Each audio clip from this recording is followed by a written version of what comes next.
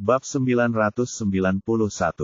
Di dalam mobil bisnis Buick biru yang ditumpangi Zhao Yu, selain pria berjanggut dengan pistol, ada seorang pengemudi muda dengan potongan rambut cepak.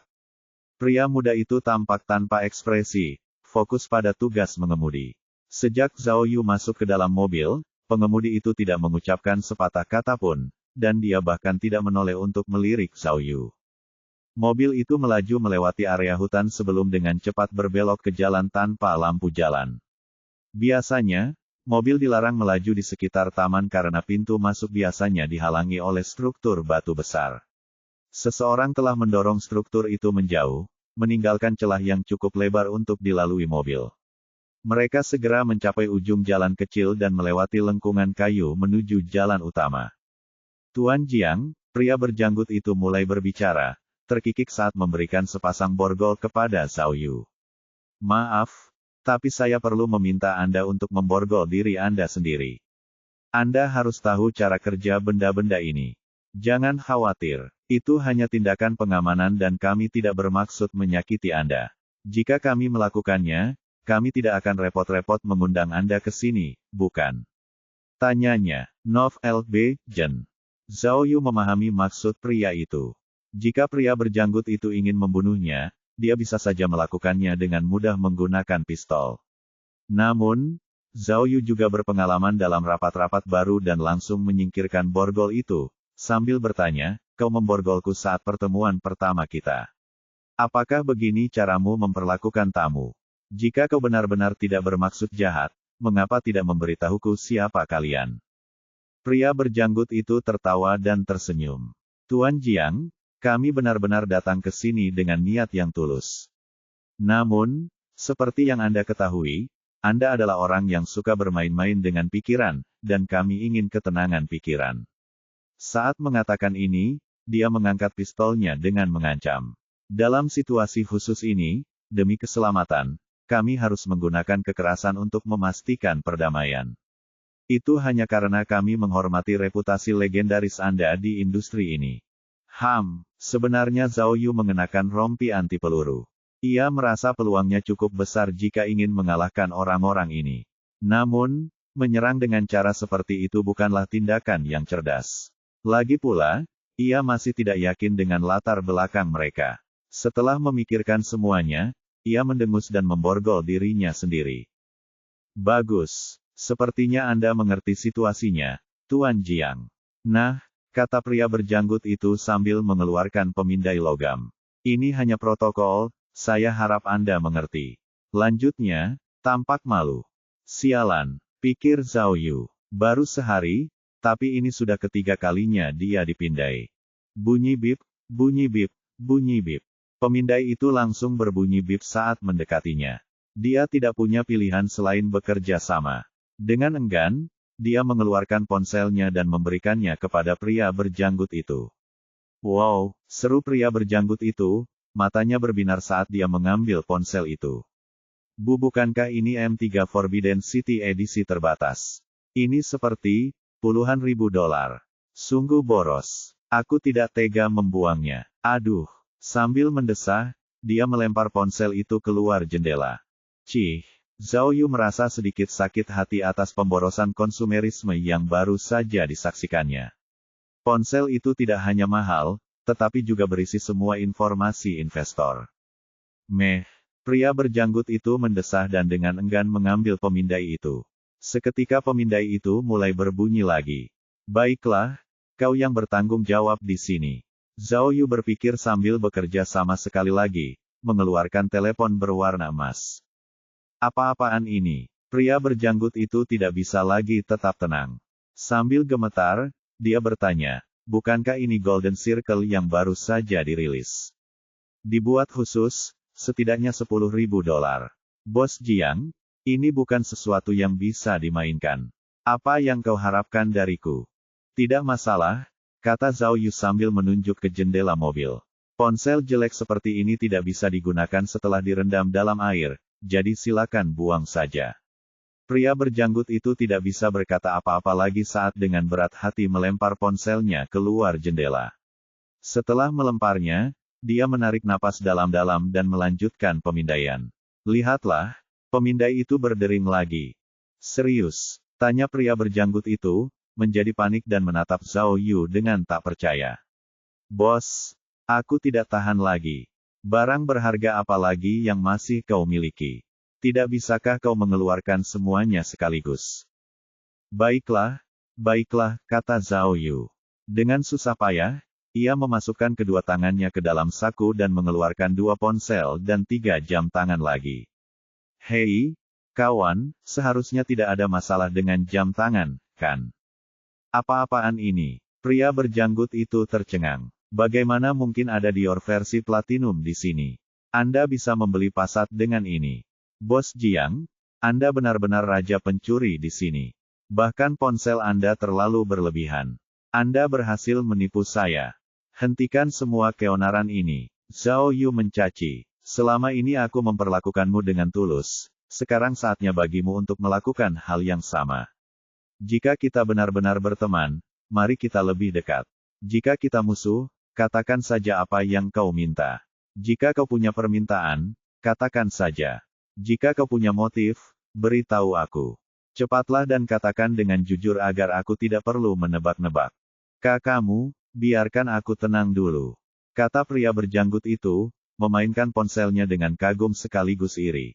Bos, setelah kamu selesai berdiskusi dengan bos kami, mengapa aku tidak bekerja untukmu saja di masa depan? Kamu terlalu kaya. Melihat ekspresi Zhao Yu yang tegang, pria berjanggut itu langsung berkata, baiklah, karena kamu sudah jelas, apalagi yang bisa kukatakan padamu.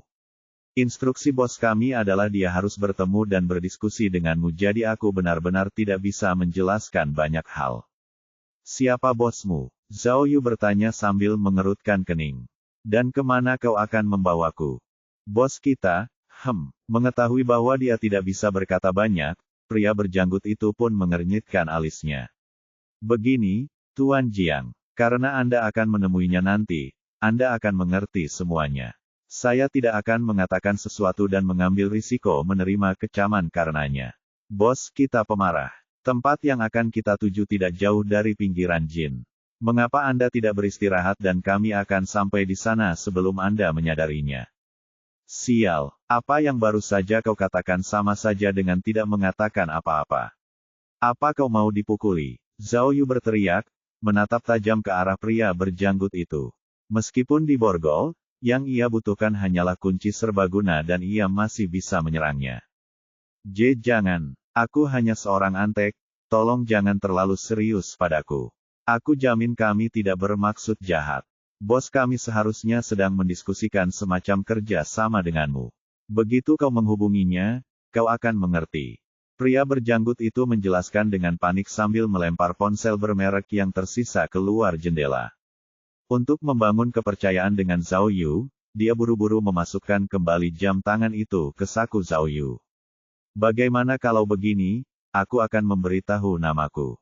Aku Zhu Sanfeng. Bawahanku memanggilku Saudara Feng, dan atasanku memanggilku Xiao Feng. Karena kau seniorku, kau bisa memanggilku Xiao Feng. Bahkan Xiao Feng juga oke, kata pria berjanggut itu, lalu tertawa canggung. Nama itu terdengar familiar bagi Zhao Yu, tetapi dia tidak bisa mengingatnya dengan jelas. Meski begitu, dia merasa seperti selangkah lebih dekat dengan kebenaran. Saat dia memikirkan hal ini, dia bertanya, apakah kalian yang membantuku keluar dari penjara di Yaoming? Mendengar ini, Zhu Sanfeng yang berjanggut mulai bergumam. Itu, hahaha.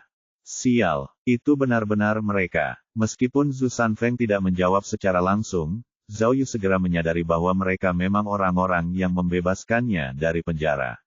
Bos yang dibicarakannya, pastilah orang misterius itu. Bab 992.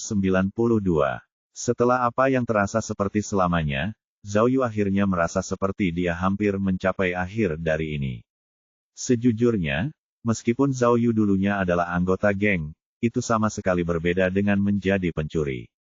Setelah mengubah wajahnya menjadi Jiang Ke, dia telah mengenal sekelompok orang asing, dari bawahan Jiang Ke hingga sekelompok orang kaya yang sombong. Karena Zhao Yu tidak mengenal Jiang Ke, ada beberapa kesulitan dalam menyesuaikan diri dengan kepribadiannya. Terutama ketika dia mengetahui bahwa kelima orang kaya itu bukanlah pria misterius itu, yang menyebabkan dia sempat menyesal telah mengubah wajahnya. Setelah semua risiko yang telah diambilnya, dia tetap tidak dapat menemukan pria misterius itu. Sungguh kejadian yang mengecewakan. Namun, sekarang semuanya tampak baik-baik saja baginya. Suasana hati Zhao Yu berubah 180 derajat dan matanya berbinar-binar karena kegembiraan, bersinar seperti mata Sun Wukong yang berapi-api. Siapa yang tahu bahwa jalan menuju pria misterius itu akan terungkap, dan tepat saat dia hendak menyerah pada rencananya dan kembali ke identitasnya sendiri. Seperti kata pepatah, hal-hal baik datang ketika Anda tidak menduganya. Jelas, Zhu Sanfeng yang berjanggut ingin membawanya ke tempat persembunyian pria misterius itu karena pria misterius itu ingin bertemu dengannya. Semua pertanyaan Zhao Yu akan segera terjawab, yang harus dia lakukan hanyalah menunggu dengan sabar. Tuan Jiang, tolong hentikan pertanyaan-pertanyaan itu. Zhu Sanfeng berkata dengan tulus sambil menurunkan pistolnya. Jika Anda memiliki pertanyaan, jangan ragu untuk bertanya langsung kepada bos. Anda tidak dapat mengharapkan pelari seperti kami untuk berkeliling sambil mengoceh, bukan? Nov L.B. Jen. Zhu Sanfeng. Meskipun Zhao Yu tidak lagi memiliki ponselnya, ia memiliki peramban tak terlihat di benaknya. Ia melakukan pencarian cepat dan menemukan semua informasinya. Menurut data, Zhu Sanfeng berasal dari Sungai Halong dan sekarang menjadi tenaga penjualan di sebuah perusahaan farmasi. Sekarang berusia 33 tahun, ia telah menyelesaikan dinas militernya dan tidak memiliki catatan sebelumnya. Ketika Zhao Yu melihat kata-kata Sungai Halong, dia merasa tidak nyaman. Cek, bukankah Cao Sifen juga dari sana? Apakah itu menjadikan Zhu Sanfeng bawahannya? Jika pria misterius itu adalah Cao Sifen, situasinya tidak akan baik. Akan buruk jika Cao Sifen adalah pria misterius itu karena dia dan Jiang Ke memiliki kebencian yang mendalam satu sama lain. Ketika mereka bertemu nanti, itu tidak akan menjadi apa-apa selain kekacauan. Zhao Yu telah melihat banyak kasus seperti itu di masa lalu. Ketika seorang bos memiliki kebencian yang mendalam terhadap seseorang, itu dapat menyebabkan hukuman gantung. Jadi bahkan jika Zhu Sanfeng tidak membunuh Jiang Ke sekarang, itu tidak berarti niatnya baik. Saat memikirkan ini, Zhao Yu ragu-ragu sejenak. Tidak masalah lubang mana yang dia masuki, dia tetap harus menanganinya sendiri. Pria misterius itu adalah kunci untuk memecahkan segalanya. Jika itu benar-benar Cao Sifen, yang harus dia lakukan hanyalah menangkapnya untuk mengetahui tentang pria misterius itu. Selain itu, dia memiliki begitu banyak alat berkualitas yang dimilikinya, apa yang dia takutkan. Sekarang Zhao Yu hanya mengkhawatirkan satu hal, yaitu Jiang Ke yang sebenarnya. Dia tidak bisa lagi menghubungi Malaodan dan sekarang Jiang Ke tiba-tiba menghilang, apa yang akan dilakukan Malaodan? Jika dia meninggalkan Jiang Ke di taman untuk ditangkap polisi, mereka tidak akan bisa lagi saling menghubungi. Namun jika Malaodan pintar dan membawa Jiang Ke pergi begitu menyadari Zhao Yu tidak datang, itu juga tidak akan baik. Tuan Jiang, seperti yang diduga, Anda benar-benar raja pencuri, hahaha, kata Zhu Sanfeng. Ia mencoba mendekati Jiang Ke, bahkan sampai memujinya dengan mengacungkan jempol. Bahkan di dalam kelab, dengan begitu banyak petugas keamanan dan polisi berpakaian preman, Anda masih bisa melarikan diri. Kalau saya rasa saya sudah dipukuli sampai mati. Oh, kata Zhao Yu sambil mengerutkan kening karena tiba-tiba teringat bagaimana mereka berhasil menemukannya setelah dia kabur dari klub. Apakah mereka mengamatinya? Bagaimana kau tahu? Tanya Zhao Yu penasaran. Tentu saja aku tahu, kata Zhu Sanfeng dengan bangga. Kami menerima berita bahwa kau akan bertemu dengan orang kaya hari ini, jadi kami menyusup ke sistem CCTV klub terlebih dahulu dan melihat semuanya. Hehehe, Zhu Sanfeng mengayunkan tinjunya. Semua orang mengatakan Jiang Ke adalah seorang ahli komputer, tetapi tidak ada yang menyangka kau juga bisa bertarung. Setiap pukulan memiliki kekuatan yang luar biasa dan kakimu bergerak dengan sangat lincah, itu sangat keren. Oh, benar, aku melihat puluhan orang mengelilingimu di tangga, bagaimana kau bisa keluar? Zhao Yu tahu bahwa mereka telah mengikutinya dari CCTV, tetapi bagaimana mereka tahu Jiang Ke akan bertemu dengan para investor? Apakah salah satu investor itu sendiri yang membocorkan berita itu, atau apakah itu berasal dari orang-orang Jiang Ke? Berdasarkan bukti, tampaknya pria misterius itu tidak ada hubungannya dengan para investor. Tuan Jiang, cepat beritahu aku. Zhu Sanfeng tidak sabar, dan langsung bertanya, apa yang sebenarnya terjadi di tangga? Anda masuk dari lantai 8 tetapi keluar dari lantai 5, dan saat Anda keluar seluruh tubuh Anda tertutupi warna putih. Jangan bilang itu karena tabung pemadam kebakaran. Zhao Yu tidak tahu apakah harus tertawa atau menangis mendengar pertanyaan Zhu Sanfeng. Yang dapat dipikirkannya hanyalah bahwa pria berjanggut itu memiliki selera humor. Dia memutuskan untuk tidak menjawab pertanyaan itu karena dia merasa dengki. Su kecil, Zhao Yu berkata, Jiang Ke, di antara orang-orang kaya yang kutemui, apakah ada yang mengenal bosmu? Ini, Zhu Sanfeng tidak menyangka pertanyaan Zhao Yu dan dengan canggung menertawakannya. Bagian terbaiknya adalah saat kau berada di pemandian wanita. Kupikir kau akan merangkak keluar dari sana, tetapi kau tidak hanya berhasil bersembunyi, kau juga menghilang sepenuhnya. Aku mencarimu melalui monitor untuk waktu yang lama sebelum aku berhasil menemukanmu lagi. Seperti yang kuduga darimu, kau mungkin melarikan diri melalui ventilasi. Jalan yang kau lalui sudah jelas, jadi kukira kau sebelumnya telah meneliti tata letak bangunan itu. Kalau dipikir-pikir, apakah kalian yang menelepon polisi? Aku tidak mengerti mengapa kalian menyabotase kami. Jika polisi menangkapku, apa untungnya bagi kalian? Zhao Yu bertanya, menyadari kontradiksi tersebut. Kenapa kau berkata begitu? Jangan menunjuk jari seperti itu. Kecuali, kaulah yang menelepon polisi. Kalau tidak, bagaimana kau bisa begitu mengenal gedung itu? Dan aku melihatmu berjuang dari lantai 8. Jangan bilang orang-orang kaya itu tahu kau menelepon polisi. Tunggu, tidak. Zhu Sanfeng menggelengkan kepalanya saat berbicara. Kau kabur dari penjara, tidak mungkin kau menelepon polisi dan mengambil risiko dipulangkan. Sepertinya ada mata-mata di antara kalian. Mata-mata itu ada di tengah-tengah kalian. Kata Zhao Yu. Kalian memanggil polisi untuk menghancurkan Jiang Ke, tidak, seluruh jaringan. Dengan cara ini, jika aku tertangkap, kalian akan menang. Kurasa bos kalian memanggilku untuk membahas kerja sama. Tidak. Zhu Sanfeng berusaha menjelaskan dengan cepat, dengan berkata, pertemuan itu sebenarnya untuk membuat kerja sama, dan karena panggilan itu, polisi tidak jadi datang. Bagaimana kalau polisi menangkapmu? Tidak mungkin kami bisa membantumu keluar dari penjara lagi, kan? Sial. Zhu Sanfeng mengumpat saat menyadari bahwa dia telah membocorkan rahasia. Zhao Yu merasa lega dan mengangguk. Sepertinya mereka benar-benar orang yang telah membebaskannya dari penjara. Karena Zhu Sanfeng telah mengekspos dirinya sendiri, wajar saja jika Zhao Yu berusaha keras untuk mencari tahu lebih banyak. Zhu kecil, apakah karena kalian berdua mobil itu dimodifikasi agar anti-Skynet? Pada saat itu, pria berambut cepak yang selama ini mengemudi dengan lancar, tiba-tiba tersentak dan menyebabkan mobilnya melonjak hebat. Sepertinya dialah yang melakukannya. Seperti yang diharapkan darimu, kata Zhu Sanfeng, memukul dirinya sendiri saat ia mengeluarkan topeng hitam. Bos Jiang, kau terlalu pintar. Aku tidak bisa mengalahkanmu. Cepat, pakai ini dan tutup mulutmu. Berhenti bicara, oke. Jadi, kaulah yang menukar ponsel sipir penjara itu. Zhao Yu bertanya lagi. Diam, berhenti bicara.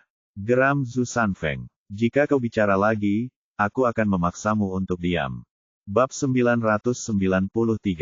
Zhu Sanfeng menutupi wajah Zhao Yu dengan topeng.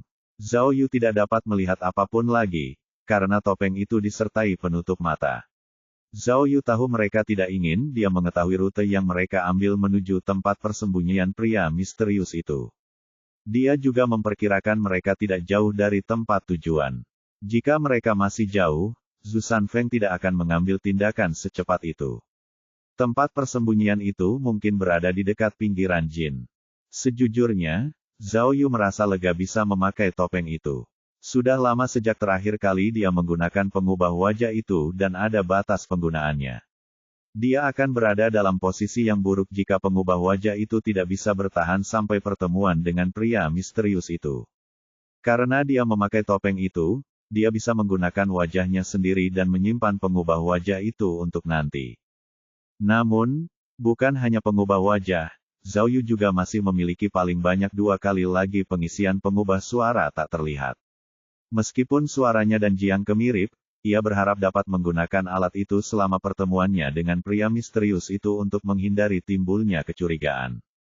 Jadi, setelah topengnya terpasang, ia memanfaatkan kesempatan itu untuk berhenti berbicara juga. Wajar saja jika Zhao Yu tidak merasa aman setelah tiba-tiba terjun ke dalam kegelapan. Dia membuka alat fluoroskopi tak terlihatnya dan mulai melacak pergerakan di dalam mobil sehingga Goethe tidak akan dapat melukainya. Namun, Zhu Sanfeng tidak menunjukkan niat untuk melukainya dan dengan tenang duduk di hadapan Zhao Yu, mengawasinya seolah-olah dia adalah penjahat. Buskat, yang sedang mengemudi, tampak bisu, karena ia tidak mengucapkan sepatah kata pun sejak awal. Alih-alih menggunakan jalan raya, ia tetap melaju ke utara. Setelah mobil mulai melaju, Zhao Yu menguap dan berbaring di kursi belakang, bersiap untuk tidur siang. Ya, itulah yang seharusnya kau lakukan, kata Zhu Sanfeng, puas dengan keputusan Zhao Yu. Ia menguap sebelum melanjutkan, malam ini panjang, kau harus tidur nyenyak, Tuan Jiang. Saat kau bangun, kita seharusnya sudah hampir sampai. Bagaimana Zhao Yu bisa tidur? Ia lebih bersemangat dari sebelumnya saat memikirkan pertemuan dengan pria misterius itu. Ah, pria misterius itu. Akhirnya aku bisa melihat wajahmu kali ini. Aku ingin melihat lebih dekat dan melihat siapa dirimu sebenarnya. Aku juga ingin melihat reaksimu saat melihat Jiang Ke berubah menjadi Zhao Yu. Oh, apa yang akan kau pikirkan? Pikir Zhao Yu. Tentu saja dia punya keraguan lain. Pertama, dia masih tidak mengerti mengapa pria misterius itu mengirim Zhu Sanfeng untuk menangkap Jiang Ke. Apakah dia ingin bekerja sama dengan Jiang Ke, atau ada hal lain? Dia semakin bingung dengan sikap pria misterius itu terhadap Jiang Ke.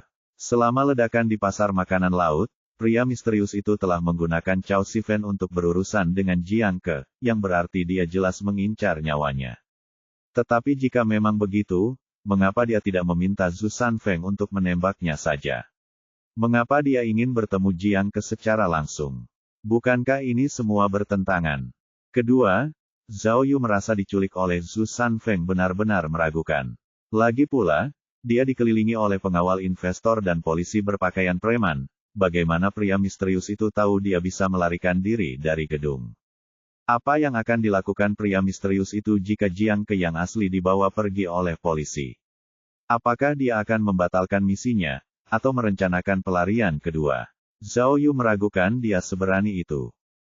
Zhao Yu memikirkannya dengan serius dan tiba-tiba menyadari, mungkin pria misterius itu tidak ingin menculik Jiang Ke. Mungkin dia hanya ingin Zhu Sanfeng melihat informasi apa yang bisa dia dapatkan, mungkin mencari tahu motif sebenarnya Jiang Ke. Pada akhirnya, dia mengetahui bahwa Jiang Ke telah melarikan diri dari gedung dan mengambil risiko untuk menculiknya. Cek, aku benar-benar tidak mengerti maksud pria misterius ini. Pikirnya, Zhao Yu melihat perlengkapannya. Karena dia akan menghadapi pria misterius itu sendirian, dia akan membutuhkan bantuan untuk berjaga-jaga jika lawannya terlalu banyak. Tentu saja, bagaimana dia menyelesaikan masalah Malaodan?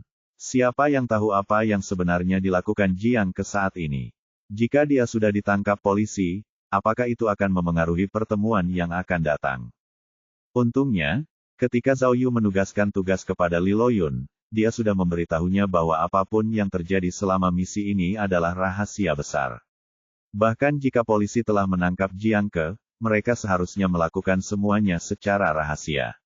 Setelah memikirkan semuanya, hari sudah sore dan jumlah kendaraan di jalan sudah berkurang.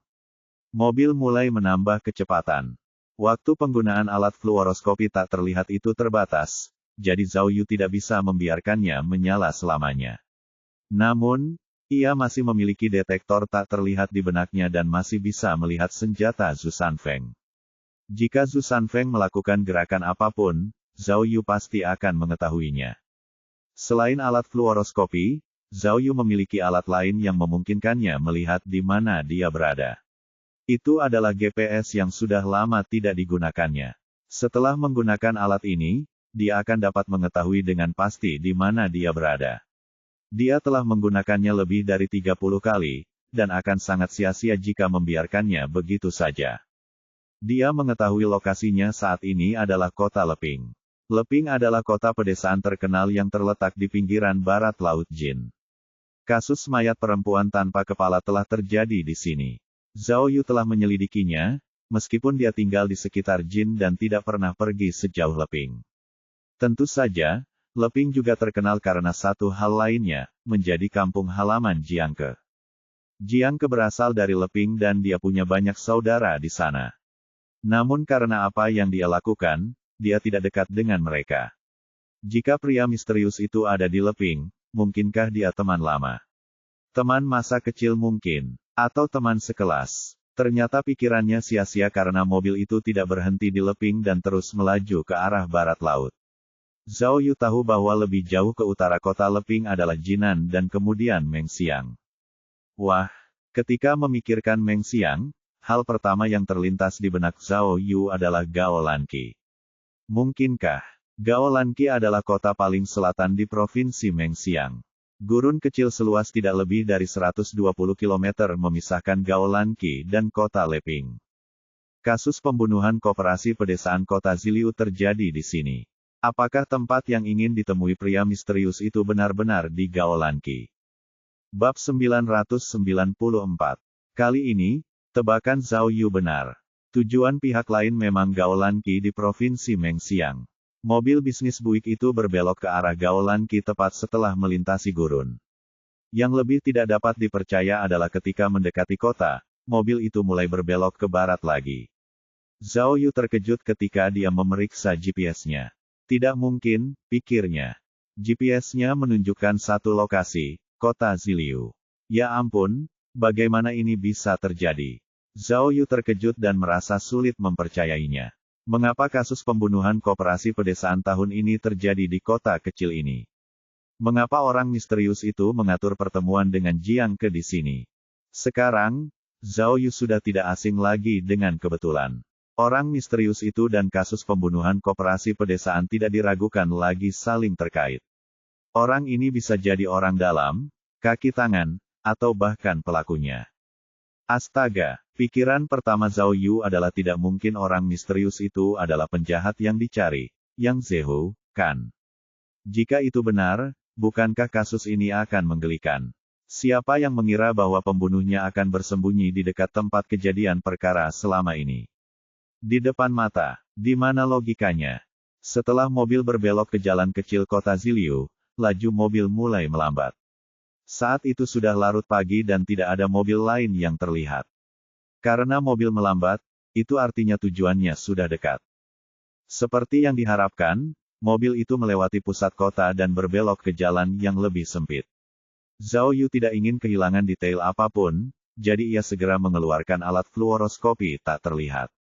Alat itu dapat melihat melalui masker mata dan bahkan mobil. Ia dapat melihat lingkungan sekitar tanpa harus menggerakkan otot sedikit pun, N-O-V-E, Indot-C-Om. Sayangnya, karena di luar mobil gelap gulita, Zhao Yu tidak dapat melihat cahaya apapun dan hanya dapat melihat detail dasar seperti sisa-sisa bungalau yang hancur, gang-gang yang dipenuhi sampah, dan rumah-rumah yang tertutup sisa salju. Sejak reformasi dan pembukaan Gao Lanqi dan perbatasan Tiongkok, kota ini telah menjadi salah satu kota terbesar di provinsi Mengxiang karena infrastruktur kota yang layak. Namun, karena provinsi ini jarang penduduknya dan terletak jauh, tidak peduli seberapa bagus infrastrukturnya, kota ini tidak akan pernah mencapai tingkat yang sama dengan kota-kota besar lainnya. Perbedaannya terlihat jelas, terutama di kota-kota pedesaan. Kota Ziliu, yang dekat dengan Gao Lanqi, tampak seperti kota yang terjebak di tahun 1980-an. Tidak banyak kemajuan yang terjadi sejak kasus pembunuhan pertama. Musim dingin di sini sangat keras dan salju putih bersih terlihat di mana-mana di luar. Kabut tebal menutupi jendela mobil. Jika penghangat mobil dimatikan, seseorang mungkin bisa menciptakan uap yang terlihat hanya karena marah. Karena cuaca dingin dan masih pagi, tidak ada seorang pun manusia di jalan. Dalam hatinya, Zhao Yu merasa heran bahwa tempat ini menjadi tempat persembunyian yang bagus bagi seorang penjahat yang dicari. Di daerah yang jarang penduduknya, pengawasan yang minim dan hanya memiliki beberapa kaki tangan akan sangat mengurangi risiko terungkapnya pelaku. Mobil melaju lurus di sepanjang jalan kecil sekitar 1 km sebelum berbelok ke kanan. Lingkungan sekitar menjadi semakin bobrok, dengan lumbung-lumbung kumuh di kedua sisi. Tidak ada lagi hewan di dalamnya, dan beberapa bahkan hampir runtuh. Setelah 2 hingga 3 menit, mobil itu berhenti di depan sebuah pintu pabrik yang tampak besar. Buskat dan Zhu Sanfeng keluar dari mobil dan membuka gembok pintu dengan kunci mereka. Melalui alat fluoroskopi tak terlihat, Zhao Yu dapat melihat mereka berdua menggigil. Cuaca di luar pasti sangat dingin. Saat pintu besi itu terbuka, 2 suara berbeda terdengar di halaman. Ini mungkin peternakan sapi. Ini benar-benar membuka mata. Siapa yang mengira bahwa pria yang begitu hebat dan misterius akan bersembunyi di tempat seperti ini? Pada saat itu, Zhao Yu merasakan rasa pencapaian yang langka. Jika bukan karena rencananya yang tidak konvensional dan kebohongan putihnya, dia tidak akan mampu mengendus pria misterius ini. Memikirkan hal ini, Zhao Yu tidak bisa menahan diri untuk tidak merasa lebih bersemangat untuk mengetahui identitas pria misterius itu. Mereka melaju ke halaman dan Buskat mengunci pintu di belakang mereka sebelum melaju lebih jauh. Zhao Yu melihat lagi melalui perangkat fluoroskopi tak terlihat dan mengonfirmasi hipotesis peternakan sapinya. Dia tidak hanya dapat melihat melalui dinding untuk melihat sapi-sapi di kandang, tetapi dia juga dapat mengidentifikasi bahwa sapi-sapi itu adalah sapi betina karena bintik-bintik pada sapi-sapi itu. Ini adalah peternakan sapi perah. Menarik. Mobil melaju ke bagian paling dalam halaman, di mana terdapat ruang yang lebih kecil dengan garasi. Pintu garasi sudah terbuka, jadi Buskat langsung masuk. Baiklah, kata Zhu Sanfeng yang berjanggut sambil meregangkan tubuhnya. Tuan Jiang, bangun. Kita sudah sampai. Teriaknya pada Zhao Yu yang berpura-pura tidur siang. Oh, Zhao Yu menguap malas, meniru penampilan Jiang sebelum melepas topengnya. Ayo, kita keluar dari mobil, kata Zhu Sanfeng sambil memegang pistol saat melangkah keluar. Kurasa bos kita sudah tahu Tuan Jiang akan datang dan menyiapkan makan malam untuk kita. Aku sangat lapar. Guk, guk. Garasi dan gudang terhubung langsung. Seekor anjing kuning besar yang diikat di pintu gudang langsung menyala ketika melihat orang. Shuo. Zhu Sanfeng menyerbu ke arah anjing itu sambil melambaikan tangannya. Namun, anjing itu tidak mundur dan terus menggonggong tanpa henti. Dasar jalang. Zhu Sanfeng mengarahkan pistolnya ke arah anjing itu. Gonggong lagi, aku tembak kau. Saat dia berbicara, Buskat sudah berjalan ke arah anjing itu. Ketika anjing itu melihat Buskat, dia langsung berhenti menggonggong, berbalik, dan berbaring. Dasar bajingan yang beruntung, kata Zhu Sanfeng sambil mengangkat bahu. Zhao Yu sudah keluar dari mobil sekarang. Meskipun mereka berada di garasi, dia masih bisa merasakan hawa dingin dari angin yang dingin. Dia tidak bisa menahan diri untuk tidak menggigil. Lewat sini, kata Zhu Sanfeng sambil memberi isyarat ke arahnya. Di dalam lebih hangat. Zhao Yu mengikuti mereka berdua ke dalam lumbung. Seperti yang dikatakan Zhu Sanfeng, lumbung memang jauh lebih hangat berkat pemanas yang telah dipasang. Namun, bau kotoran ternak segar tak tertahankan dan menyengat hidungnya. Namun, rasa ingin tahu Zhao Yu lebih kuat daripada baunya.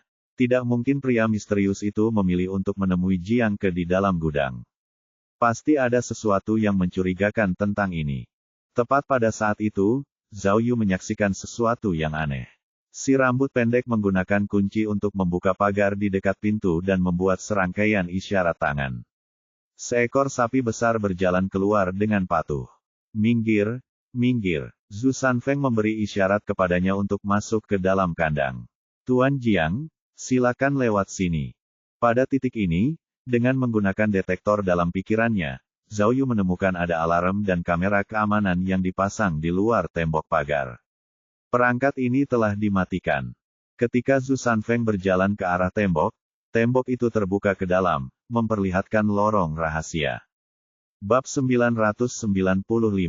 Saat dia melihat ke lorong rahasia itu, Zhao Yu merasa seolah-olah sedang melihat sesuatu dari film mata-mata. Pengalaman malam ini sudah sangat luar biasa, dan kalau dipikir-pikir, keadaan akan menjadi lebih buruk. Siapa yang mengira ada lorong rahasia di dalam peternakan sapi? Kelompok perampok ini tidak hanya terampil, mereka juga licik. Sebagai tanda ketulusan, Zhu Sanfeng si kambing jantan masuk lebih dulu, masuk ke lorong. Zhao Yu mengikutinya tanpa berpikir dua kali. Si rambut pendek kemudian membawa ternak kembali ke kawanan dan mengunci pagar sebelum mengikuti di belakang Zhao Yu. Meskipun mereka tampak tulus, Zhao Yu memahami situasi berbahaya yang dialaminya. Dia terjebak di tengah, dengan Zhu Sanfeng di depan dan Buskat di belakang, yang berarti tidak ada jalan keluar baginya. Keduanya masih bersikap waspada di sekitarnya. Namun, ada pepatah yang mengatakan bahwa orang yang sangat terampil adalah orang yang berani. Zhao Yu tidak akan membiarkan situasi itu memengaruhinya. Dia telah menyiapkan jubah tak terlihat dan bom bau tak terlihat, di antara peralatan canggih lainnya. Begitu dia telah memverifikasi identitas pria misterius itu, dia akan memanfaatkan kesempatan itu. Pada saat itu, siapa yang bisa menghentikannya? Melihat kesempatan itu sudah dekat, Zhao Yu tidak segan-segan mengeluarkan uang dan mengeluarkan pengubah suara tak terlihat terakhir untuk digunakan. Alat ini dapat bertahan selama 30 menit lagi, yang menurut penilaian profesional Zhao Yu sudah lebih dari cukup. Setelah melewati koridor lain, lingkungan berubah. Di bawah cahaya redup, terlihat jelas bahwa dinding di sini terbuat dari bahan berkualitas tinggi. Berbagai hiasan tergantung di dinding dan lantainya bahkan berkarpet. Melihat pemandangan di depan, seolah-olah lumbung itu hanyalah ilusi. Koridor-koridor itu tidak terlalu lebar atau terlalu sempit, dan segera berakhir. Di sebelah kanan ada pintu keamanan lain yang tampak mewah, meskipun pintunya tidak dikunci dan tersembunyi. Pada saat itu, detektor yang tertanam di otak Zhao Yu mampu menangkap lebih banyak informasi. Di tempat persembunyian itu, selain alarm inframerah dan sejumlah besar kamera keamanan, alat itu mendeteksi sebuah pistol. Akan tetapi, semua perangkat itu dimatikan sama seperti yang ada di luar. Zhao Yu menduga bahwa perangkat-perangkat itu mungkin dimatikan karena kedatangan pria misterius itu. Akhirnya tiba saatnya. Zhao Yu tidak dapat menahan perasaan sedikit tegang. Begitu dia melangkah melewati pintu, dia akhirnya akan berhadapan langsung dengan pria misterius itu. Pembunuhan di desa, pembunuhan Wu Fangfang, dan bahkan pelarian Jiang ke dari penjara, apakah mungkin untuk memecahkan ketiganya sekaligus? Zhu Sanfeng mendorong pintu hingga terbuka dan masuk sambil berteriak, "Bos, Tuan Jiang sudah datang." Zhao Yu mengikuti Zhu Sanfeng dari dekat. Ada ruang tamu yang luasnya seperti ruang kelas. Ruang tamu itu memiliki sofa, televisi, lemari, semua barang yang biasa Anda temukan di rumah biasa. Ada koridor yang terhubung ke ruang tamu dan di sepanjang koridor itu ada dua kamar lagi yang mungkin merupakan semacam kamar tidur. Penataan furniturnya relatif berkelas tinggi dibandingkan dengan tempat persembunyian Jiangke.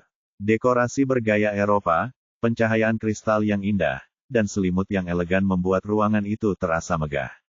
Ini, apakah tempat persembunyian pria misterius itu? Zhao Yu mengamati dengan saksama semua yang ada di depannya. Dari sudut pandangnya, dia dapat melihat bahwa televisi menyala, meskipun tidak ada seorang pun di sofa. Di belakang sofa terdapat bar yang dipenuhi berbagai macam alkohol. Seorang pria bertubuh kecil dan ramping dengan piyama kuning sedang berbaring dengan wajah menempel di bar. Mereka adalah satu-satunya orang di seluruh ruangan.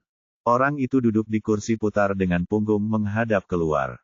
Mungkin dia lelah, tetapi sepertinya dia tertidur di bar. Sebuah laptop terbuka di depannya dan segelas alkohol diletakkan di dekat tangannya.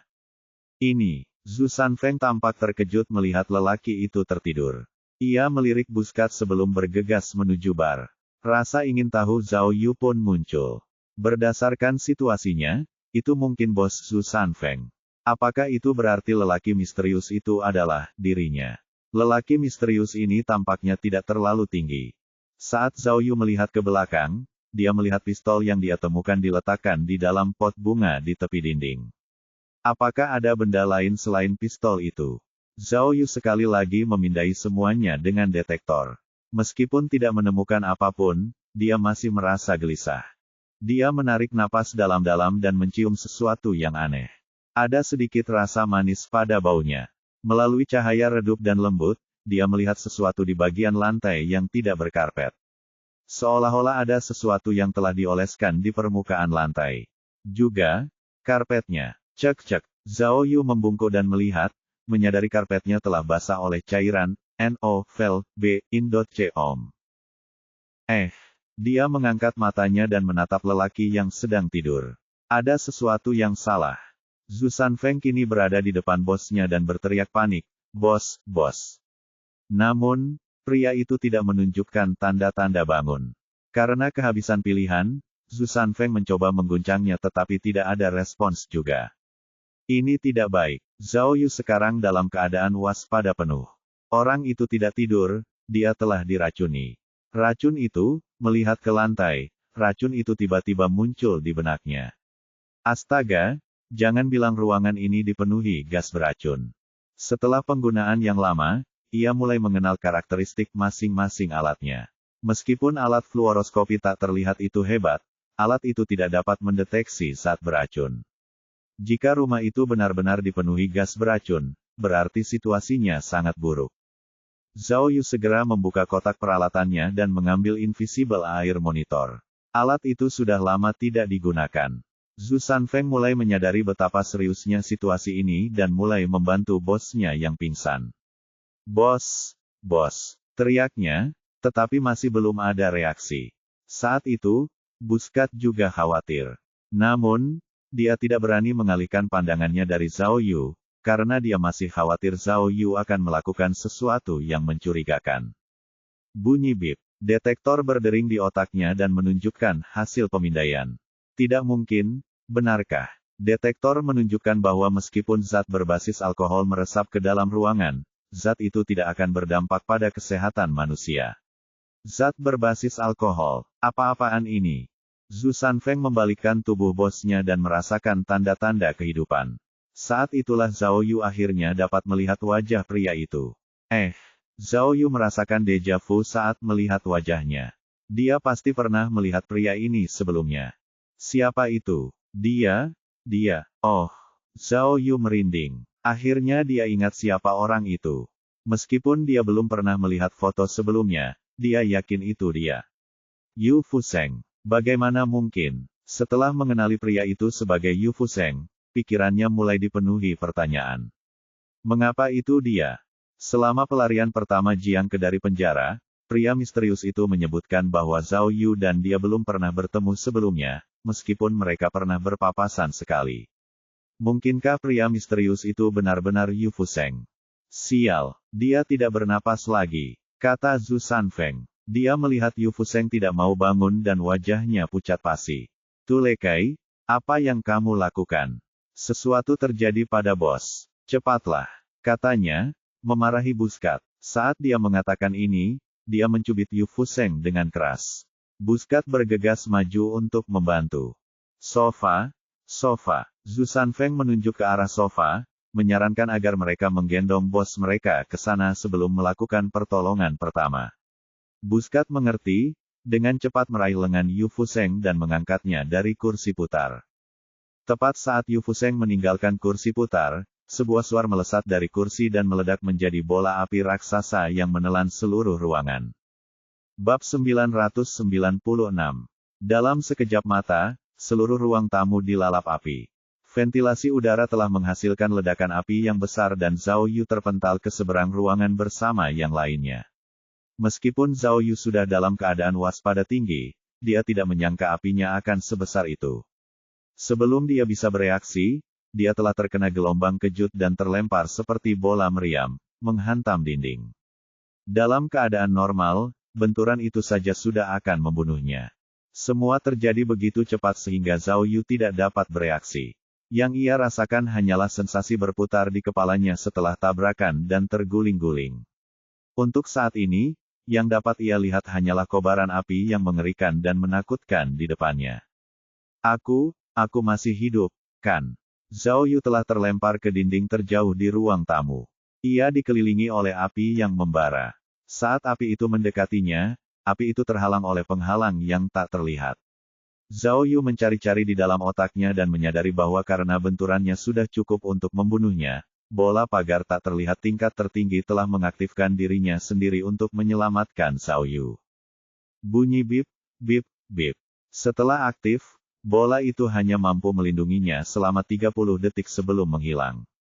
Napas Zhao Yu berat dan seluruh tubuhnya basah oleh keringat dingin. Meskipun bola itu telah menyelamatkan hidupnya, dampaknya masih terasa dan ia merasa pusing. Penglihatannya kabur. Ia juga tidak bisa berpikir. Saat ini, api telah membakar semua yang ada di dalam ruangan. Api sangat besar dan asap mengepul di mana-mana. Dalam lingkungan yang ekstrim seperti itu, Zhao Yu akan langsung terbakar sampai mati begitu bola itu menghilang. Zhao Yu menyeret dirinya ke arah pintu, terbatuk-batuk dan sempoyongan di sepanjang jalan. Dia tidak dapat memikirkan kasus saat ini dan hanya ingin meninggalkan ruangan ini secepat mungkin. Di masa lalu, Zhao Yu pernah mengalami kebakaran besar, tetapi kebakaran sebesar ini adalah yang pertama baginya. Api tidak hanya menyebar dengan cepat, tetapi juga membakar dengan ganas dan menimbulkan sensasi seperti api neraka. Api mendesis, dan melolong seperti hantu. Lari lebih cepat. Itulah satu-satunya pikiran Zhao Yu di saat kritis seperti ini. Bola itu hampir habis dan untuk menyelamatkan dirinya dari api, ia harus mengeluarkan pakaian pencegah kebakaran tak terlihatnya sambil berlari.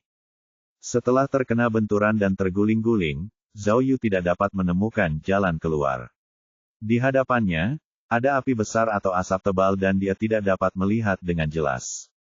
Itu tidak mudah, tetapi dia akhirnya menemukan jalan keluar saat dia bergerak di sepanjang dinding. Namun, dia menyadari bahwa jalan keluar sebenarnya adalah pintu masuk ke kamar tidur dan dia telah masuk lebih jauh ke dalam ruangan. Sialan. Pusingnya mulai hilang dan Zhao Yu mempercepat langkahnya, menuju ke arah yang berlawanan. Saat ia berjalan melintasi ruang tamu, bola itu menghilang dan ia tiba-tiba merasakan gelombang kejut bersuhu tinggi. Tubuhnya menjadi sangat panas. Bunyi bip, bunyi bip, bunyi bip. Bahkan dengan pakaian itu, ia tidak mampu menahan suhu setinggi itu. Peringatan itu terus berbunyi, mengingatkan Zhao Yu untuk meningkatkan pakaiannya. Zhao Yu tidak memiliki poin petualangan, bagaimana ia bisa meningkatkan levelnya. Situasinya terlalu berbahaya dan Zhao Yu tidak punya waktu untuk merumuskan rencana. Yang bisa ia lakukan hanyalah maju dengan keyakinan. Kali ini ia pergi ke arah yang benar dan mencapai pintu. Namun, pintu itu tidak hanya tertutup, tetapi juga macet. Zhao Yu mengulurkan tangannya untuk menarik pintu dan asap sekali lagi muncul dari atas. Dia merasa seolah-olah tangannya sedang dicairkan dan dia berteriak sekeras-kerasnya. Saat api semakin membesar, dia merasa sangat panas dan seolah-olah dia telah jatuh ke dalam panci berisi minyak mendidih. Layar sistem menjadi merah semua, memberitahu Zhao Yu bahwa kostum itu akan segera kehilangan efeknya. Silakan tingkatkan sekarang, NOVEL B, Jen.com. Kunci serbaguna. Untuk membuka pintu, Zhao Yu mengeluarkan kunci serbaguna. Sistem memberitahunya bahwa pintunya tidak memiliki kunci. Sial, masalahnya tampaknya bukan terletak pada pintu yang terkunci. Mungkin ada hubungannya dengan suhu yang terlalu tinggi, atau mekanismenya yang macet. Apa yang harus dia lakukan? Saat dia memikirkan pilihannya, sebuah ledakan keras datang dari belakangnya. Sesuatu di dalam api telah meledak. Gelombang tumbukan dari ledakan baru itu membuat Zhao Yu terhuyung-huyung ke lantai, dan juga melemparkan pecahan peluru yang tak terhitung jumlahnya ke arahnya. Lantainya seperti lahar dan Zhao Yu yang terbakar menjerit kesakitan. Tanpa sadar, ia mengeluarkan setelan biokimia tak terlihat untuk digunakan, yang dapat menangkal serangan dan zat biokimia. Setelan itu juga berfungsi ganda sebagai setelan anti-api. Dengan kedua pakaian itu aktif, Zhao Yu merasakan sedikit penurunan suhu. Ia menyadari kemampuannya untuk bereaksi semakin lambat seiring berjalannya waktu, dan reaksinya sendiri juga menjadi lebih lambat. Jika ini terus berlanjut, ia tidak akan mampu bertahan lebih lama lagi. Satu saat saja kelemahan mungkin akan menjadi akhir hidupnya. Ledakan. Kali ini, ledakan lain dari kamar tidur menyebabkan tanah bergetar hebat. Zhao Yu sekali lagi terlempar ke lantai. Dalam situasi hidup dan mati ini, Zhao Yu tidak repot-repot menyelamatkan perangkat apapun. Dia segera mengeluarkan alat pernapasan tak terlihatnya, yang memungkinkannya mengendalikan napasnya dan menjernihkan pikirannya. Selanjutnya, dia mengeluarkan pendorong energi. Setelah menghancurkan pintu dengan keras sebentar, dia berhasil menerobos rangka yang rusak parah akibat api. Baru setelah dia berhasil melewati pintu dan masuk ke koridor, suhu udara turun, membuatnya bisa bernapas sedikit lebih lega karena dia sudah jauh dari kematian. Namun, sebelum dia sempat menarik napas dalam-dalam, ruang tamu meledak lagi. Kali ini, ledakannya lebih dahsyat dari biasanya. Gelombang udara raksasa yang dipenuhi puing melesat keluar, menghantam pintu dan membuat Zhao Yu terpental ke tanah lagi. Sialan, Zhao Yu menggertakkan giginya menahan sakit. Dia hampir muntah darah. Dia tidak berani membuang waktu lagi dan segera berlari ke ujung koridor. Dia panik dan matanya tampak panik. Ketika dia melihat pintu gudang tertutup, dia bahkan tidak berpikir untuk membukanya, dan malah menabraknya dengan bahunya terlebih dahulu. Bang! Dengan energi booster di dalam dirinya, Zhao Yu memiliki kekuatan yang luar biasa dan pintu itu tidak mampu menahan benturan, hancur menjadi 4 bagian. Kejadian mengerikan itu tidak berhenti karena dia lupa bahwa di balik pintu itu ada gudang, dan di dalamnya ada seekor sapi besar. Sial! Zhao Yu mencoba menarik diri, tetapi sudah terlambat. Sapi yang sudah bangun dan berdiri itu menjadi gila, mengejar ekornya sendiri seperti anjing. Mu! Karena benturan yang keras, teriakan sapi itu terdengar seperti suara Kasim. Meskipun sapi itu sangat besar, Zhao Yu tetap menjatuhkannya ke udara dengan pukulannya ke pintu. Pertama-tama terdengar suara pagar ternak yang patah, lalu terdengar suara semua benda jatuh ke tanah. Mu! Sapi itu terus-menerus melenguh. Jika sapi itu bisa berbicara, mungkin sapi itu akan mengutuk Zhao Yu dan leluhurnya. Maaf, maaf. Zhao Yu meminta maaf sambil berlari ke samping sapi itu, menggunakan kekuatannya untuk membuatnya berdiri kembali. Melenguh. Setelah sapi itu berdiri, ia menatap tajam ke arah Zhao Yu, ingin membalas dendam. Sebuah ledakan terdengar dari balik dinding dan karena begitu dahsyatnya ledakan itu, salah satu dinding kandang retak dan meledak. Melenguh. Sapi-sapi itu pintar. Setelah menyaksikan ledakan itu, mereka mulai berlarian keluar dari kandang mereka. Bab 997. Ledakan. Suara ledakan datang silih berganti, menyebabkan lumbung berguncang hebat. Yang lebih menakutkan adalah api mulai menjalar dari ruangan tempat ledakan dimulai ke lumbung. Karena lumbung dipenuhi jerami dan barang-barang mudah terbakar lainnya, pada kecepatan seperti ini, lumbung akan terbakar. NOVEL-BIN.com Mo. Menyadari bahaya yang mengancam, sapi-sapi itu mulai menangis putus asa. Secara logika, Zhao Yu sendiri berada di tengah bahaya. Satu-satunya solusi adalah melarikan diri dari kandang secepat mungkin, tetapi melihat sapi-sapi yang tidak bersalah itu, dia tidak dapat menahan diri untuk tidak menghentikannya. Meskipun sapi bukan manusia, mereka juga makhluk hidup. Jika mereka menjadi daging panggang, dia tidak akan pernah bisa hidup dengan dirinya sendiri. Jika Tuhan memiliki kebajikan yang baik, maka aku, Zhao Yu, adalah seorang pria yang memiliki nilai-nilai. Jika demikian, pikir Zhao Yu. Melihat ledakan semakin dekat dan api semakin membesar, dia tidak punya waktu untuk ragu, dan berlari ke salah satu gudang. Gudang-gudang itu terkunci dan Zhao Yu tidak punya waktu untuk mencari kuncinya.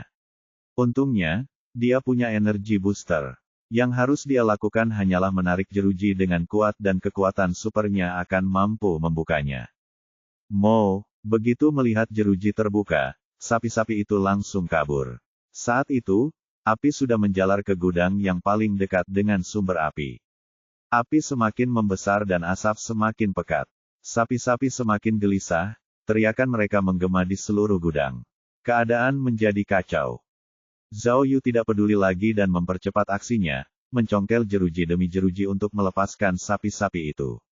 Sekarang sapi-sapi itu menjadi putus asa, dan beberapa bahkan berlari ke jeruji untuk mendobraknya. Zhao Yu buru-buru membuka pintu satu persatu, tetapi setelah membuka setengahnya, ledakan kembali terjadi.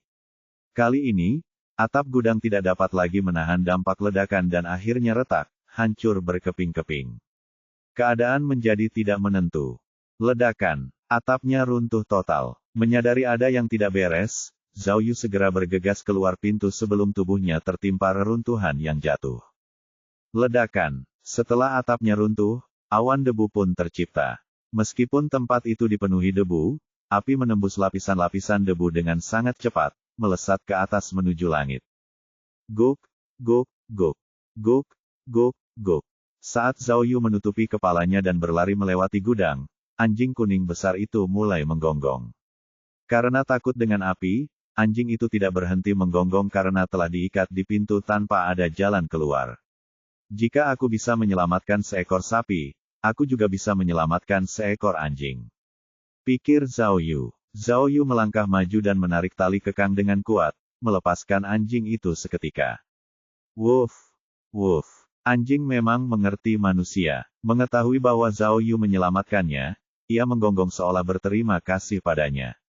Oke, cepat pergi, kata Zhao Yu, sambil mengibaskan tangannya ke arah anjing itu. Namun, anjing itu mulai mengitari Zhao Yu, menolak untuk pergi. Pada saat itu, Zhao Yu melihat mobil di garasi. Ia ingin berlari ke mobil dan pergi. Saat ia hendak masuk ke mobil, anjing itu menggonggong dan menggigit celananya. Zhao Yu mengira anjing itu tidak tahu terima kasih, tetapi segera menyadari bahwa di bawah mobil ada aliran cairan. Api mengalir melalui aliran itu dan dalam sekejap mata mobil itu terbakar habis. Astaga, seru Zhao Yu, menyadari anjing itu telah menyelamatkannya. Anjing baik, kata Zhao Yu sambil memeluk anjing itu. Mereka berlari menuju halaman. Tepat saat mereka keluar dari garasi, mobil itu meledak dengan ledakan keras dan api membumbung tinggi ke langit. Bahkan atap garasi pun hancur. Halaman itu bahkan lebih kacau. Sapi-sapi yang kabur sekarang berkumpul, menghentakkan kaki dan menangis. Oh, Zhao Yu ingat pintu utama masih terkunci. Kemana sapi-sapi itu seharusnya pergi? Karena halaman terlalu dekat dengan gudang, ketika api menyebar, itu akan sama berbahayanya bagi mereka. Setelah menyadari hal ini, Zhao Yu ingin membuka pintu utama dan membiarkan sapi-sapi itu berlari bebas dari bahaya. Namun, sudah ada orang-orang berkumpul di pintu utama, dengan kapak di tangan, sedang mencongkel kunci. Di belakang mereka ada orang-orang lain yang membawa ember dan baskom berisi air. Orang-orang ini mungkin penduduk sekitar yang melihat kebakaran dan datang untuk membantu. Dengan suara keras, gembok akhirnya terbuka, dan orang-orang bergegas masuk ke dalam lumbung. Salah seorang penduduk desa tampak ingin memadamkan api dengan seember air, tetapi setelah melihat besarnya api, ia pingsan karena kaget dan menumpahkan semua airnya. Guk, guk, guk. Melihat pintu terbuka, anjing itu berlari melewatinya. Anjing ini adalah seorang penggembala sapi, dan mendengar gonggongannya, sapi-sapi itu kembali tenang dan berjalan melewati pintu dengan tertib. Orang-orang sudah menyerah memadamkan api dan malah bergegas ke lumbung yang tersisa untuk menyelamatkan sapi-sapi. Hebat! Setelah melihat sapi-sapi itu baik-baik saja, Zhao Yu merasa lega. Dia segera menyelinap ke gang belakang di belakang lumbung, memanjat dinding halaman, dan keluar dari padang rumput. Buk! Zhao Yu melompat dari dinding, tetapi karena energi boosternya masih aktif, pendaratannya menyebabkan benturan keras dan dia merasa seperti Terminator. Namun, dia juga telah menggunakan seluruh kekuatannya dan ketika dia mendarat, seluruh tubuhnya terasa kosong. Rasanya seperti berada di dua dunia sekaligus. Adegan di ruang rahasia itu terasa seperti mimpi dan memikirkannya membuat Zhao Yu merasa khawatir. Di antara api iblis, pikirannya berhenti bekerja dan kosong. Jika bukan karena perangkat kelas atas dan ingatan otot yang membuatnya menggunakannya, dia mungkin tidak akan berada di sini sekarang. Kali ini dia benar-benar nyaris lolos dari kematian. Zhao Yu memiliki banyak pengalaman berbahaya, Tetapi kebakaran hari ini adalah yang paling dekat dengan kematiannya, dan merupakan yang terburuk sejauh ini. Menakutkan. Dia telah mengantisipasi banyak skenario, tetapi tidak ada yang mengejutkan seperti hari ini. Ini benar-benar menyedihkan. Yang ingin kulakukan hanyalah menyelidiki kasus dari 13 tahun yang lalu, bagaimana semuanya berakhir seperti ini. Beberapa hari terakhir ini bagaikan roller coaster. Dengan pembunuhan Wu Fangfang, Jiang Ke yang kabur dari penjara, ledakan besar di pasar makanan laut, kejadian di tempat persembunyian pencuri, pertemuan dengan para investor, pembunuhan di klub malam, dan akhirnya kebakaran gudang ini. Ya Tuhan, seberapa rumit kasus ini? Zhao Yu berpikir dalam hati. Seolah mengantisipasi reaksinya, tepat saat dia mendesah, sistem keajaiban dalam pikirannya aktif dan heksagram kunkian yang dibukanya akhirnya berakhir.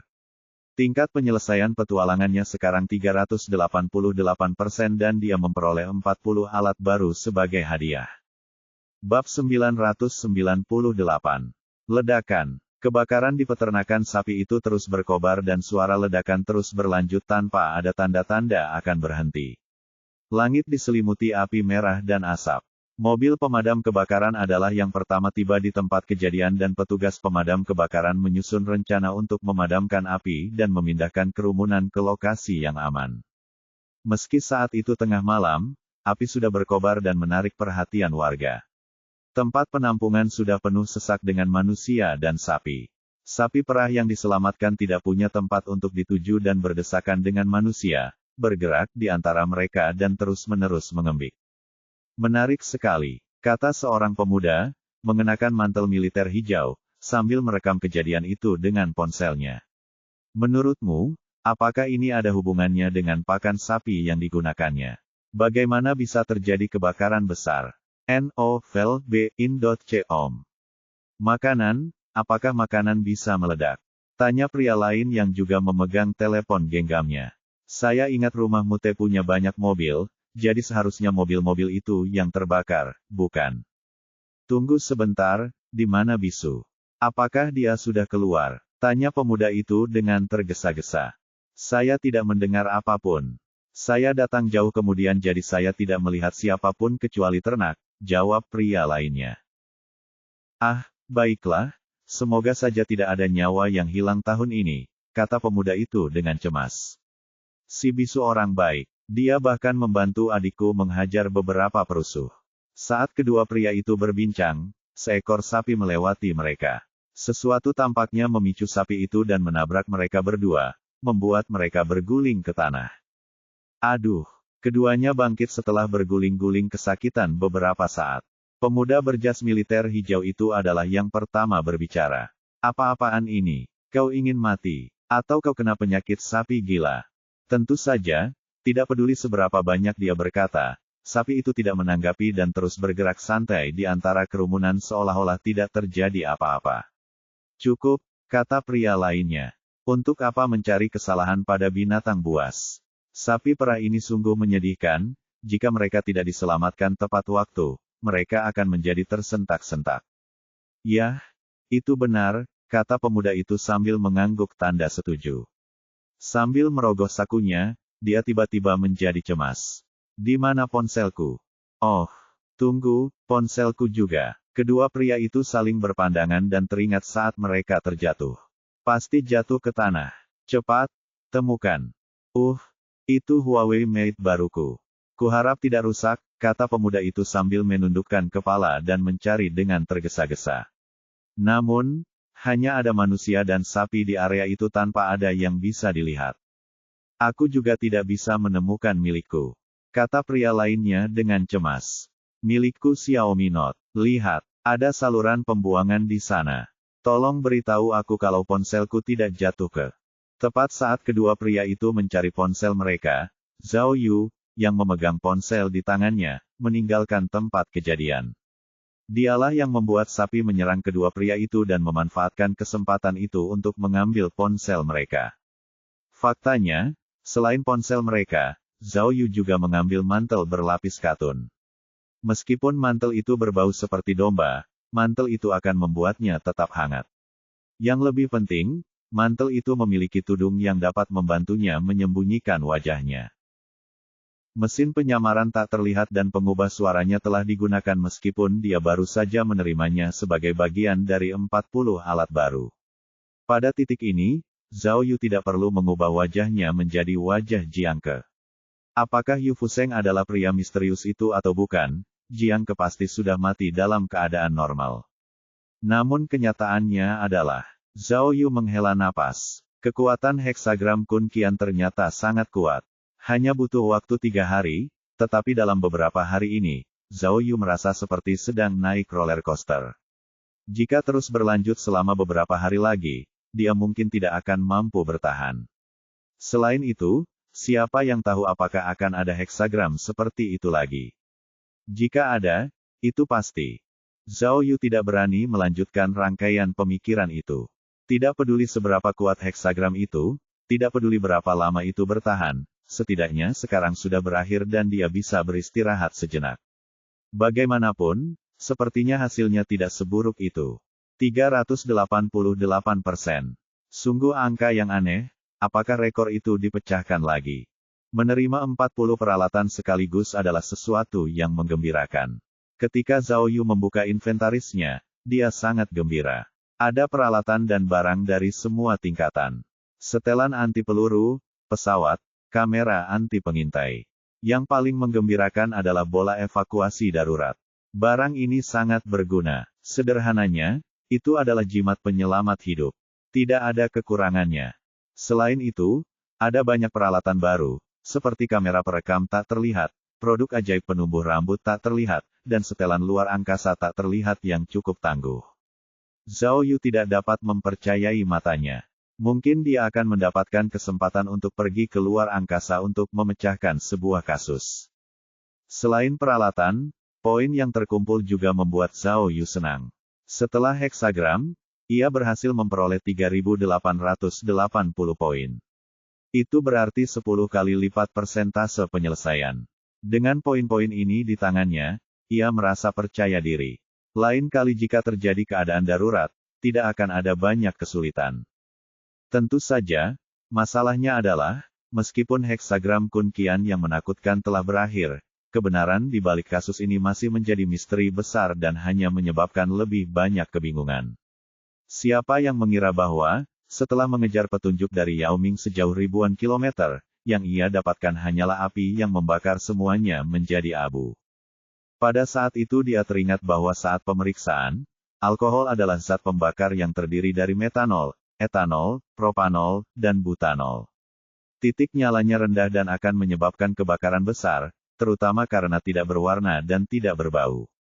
Pembakar pasti telah menyiapkan bahan bakar sebelumnya sebagai perangkap. Begitu tubuh Yu Fuseng bergerak, api akan menyala. Tapi, memikirkan hal ini membuat Zhao Yu merasa kewalahan. Apa gunanya semua ini? Peran apa yang dimiliki Yu Fuseng dalam kasus ini? Apakah dia pria misterius itu atau dia seseorang yang digunakan pria misterius itu sebagai kedok? Pertanyaan kuncinya adalah, setelah kasus Kuping, bukankah Yu Fuseng meninggalkan negara ini?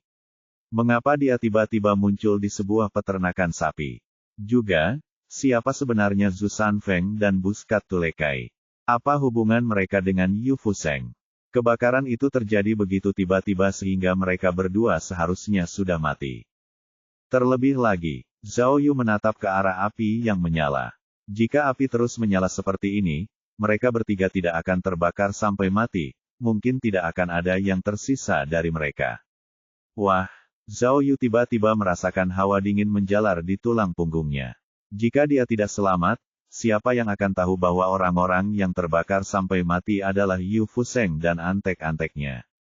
Dan bahkan Jiang Ke pun akan terbakar. Bab 999. Seluruh kasus ini kacau balau dan telah mencapai tingkat yang sama sekali baru, dan Zhao Yu tampaknya tidak dapat memahaminya. Ketika ia melarikan diri dari penjara, apa sebenarnya yang diinginkan pria misterius itu dari Jiang Ke? Hingga saat ia berpura-pura menjadi Jiang Ke dan Zhu Sanfeng menculiknya, ia tidak dapat memahami mengapa pria misterius itu membantunya melarikan diri. Siapa yang akan mengira bahwa ketika ia akhirnya bertemu dengan bos Zhu Sanfeng, Yu Fuseng, semuanya akan terbakar menjadi abu dalam sekejap mata. Berdasarkan semua yang ada, pria misterius itu tampaknya ingin membunuh Jiang Ke. Dia hanya ingin mencari tempat yang tepat untuk membunuhnya. Jadi mengapa dia ingin membunuhnya? Dia tidak hanya membunuh Jiang Ke, tetapi juga Su Fuseng, Zhu Sanfeng, dan yang lainnya. Siapa sebenarnya pembakar itu dan apa motifnya? Sungguh kacau. Zhao Yu tidak akan pernah menyangka bahwa menggunakan kemampuannya untuk mengubah wajahnya akan membuatnya tidak menemukan kebenaran. Bahkan, dia merasa seperti semakin menjauh dari kebenaran. Dia tahu bahwa saat ini, dia tidak bisa lagi melakukan ini sendirian. Dia harus kembali ke tim, tetapi, akan terlalu kurang ajar untuk kembali ketika identitas pria misterius itu masih belum diketahui. Dia harus melakukan ini secara diam-diam. Ada banyak hal yang harus diselesaikan, yang berarti mendapatkan ponsel adalah prioritas utama Zhao Yu.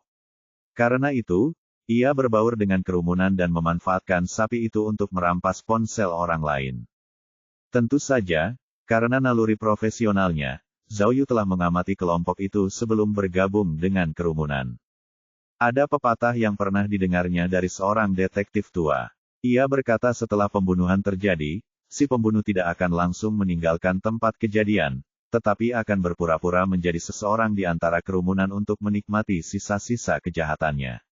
Dengan mengingat hal ini, ia berharap si pembakar akan memiliki perasaan yang sama dan tetap tinggal. Mungkin ia telah meninggalkan saksi dan bukti. Setelah menyisir kerumunan, Zhao Yu tidak menemukan orang yang mencurigakan. Hanya warga yang tinggal di dekat peternakan sapi yang datang untuk menonton dan membicarakan kejadian tersebut. Tidak ada seorang pun di sana sendirian. Setelah mengunci targetnya, Zhao Yu mencuri mantel dan ponsel. Ketika ia mendapatkan ponsel, ia segera berlari ke hutan dan buru-buru menelepon Malaodan. Kakak, setelah sambungan telepon tersambung, Malaodan langsung mengenali suara Zhao Yu. Apa yang terjadi? Kemana kau pergi? Aku menunggumu di taman dan tidak melihatmu sama sekali. Aku khawatir ada kemalangan yang menimpamu, gerutunya. Hentikan omong kosongmu, seru Zhao Yu. Di mana Jiang Ke? Jiang Ke? Malaodan bertanya dengan gemetar. Dia ditangkap polisi. Tertangkap? Bagaimana? Gerutu Zhao Yu. Dia hanya berbaring di bangku dan polisi membawanya pergi. Bukankah itu yang Anda minta saya lakukan, bos? Malaodan panik setelah mendengar nada bicara Zhao Yu. Saya menelepon Anda beberapa kali dan tidak ada jawaban, saya benar-benar tidak tahu harus berbuat apa. Tidak lama setelah itu polisi menangkap kami dan membawa Jiang Ke yang pingsan. Saya takut mereka akan melihat saya jadi saya lari, katanya. Jangan khawatir, tidak apa-apa, kata Zhao Yu, tersadar dan mengangguk. Tidak apa-apa dia tertangkap. Sekarang, kamu hanya perlu melakukan satu hal. Nov LB, Jen. Aku tahu, aku harus merahasiakannya, kan? Tanya Malaodan. Pintar, kata Zhao Yu. Kau tidak perlu tahu detail lainnya, ketahuilah saja bahwa kau telah banyak membantuku. Jangan khawatir, lain kali akan ada lebih banyak keuntungan untukmu. Saya tidak menginginkan apapun, kata Malaodan. Bos, lain kali tolong jangan biarkan saya melakukan begitu banyak hal yang mengerikan ini. Anda tahu, di jalan tol, saya sangat takut polisi akan memeriksa bagasi saya. Saya melaju dengan kecepatan 200 km per jam. Siapa yang tahu berapa banyak denda yang menunggu saya? Tapi, jika Anda ingin berbicara tentang keuntungan, saat film Meili mulai diputar, Anda dapat membawa seluruh tim Anda untuk menunjukkan dukungan Anda. Zhao Yu menutup telepon sebelum Malaodan sempat menyelesaikan kalimatnya. Zhao Yu tidak tertarik dengan hal-hal sepele seperti film. Saat itu juga, telepon berdering. Mungkin itu dari pemilik telepon. Zhao Yu tidak mengangkat teleponnya. Setelah dering telepon berhenti, ia menelepon Li Loyun dari Jinan. Li Loyun juga sedang menunggu teleponnya dan segera mengangkatnya. Setelah memastikan bahwa Jiang Ke benar-benar telah ditangkap oleh polisi, Li Loyun menyebutkan bahwa ia merasa aneh bahwa Jiang Ke hanya terbaring tak sadarkan diri di bangku taman. Zhao Yu buru-buru meminta Li Loyun untuk merahasiakannya, karena kebocoran kecil pun akan berakibat fatal. Zhao Yu juga menyuruhnya untuk merawat Jiang Ke secara diam-diam, Tetapi jika Jiang Ke tiba-tiba sadar kembali, ia tidak boleh menginterogasinya dengan alasan apapun. Jika Jiang Ke diinterogasi, ia akan langsung menyangkal perbuatannya di kelab malam dan polisi akan mempercayainya.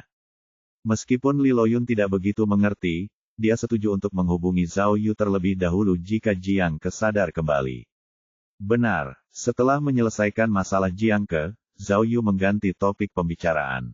Bagaimana situasi di kelab malam dan tempat persembunyian Jiang Ke? Apakah orang-orangnya tertangkap? Tanyanya.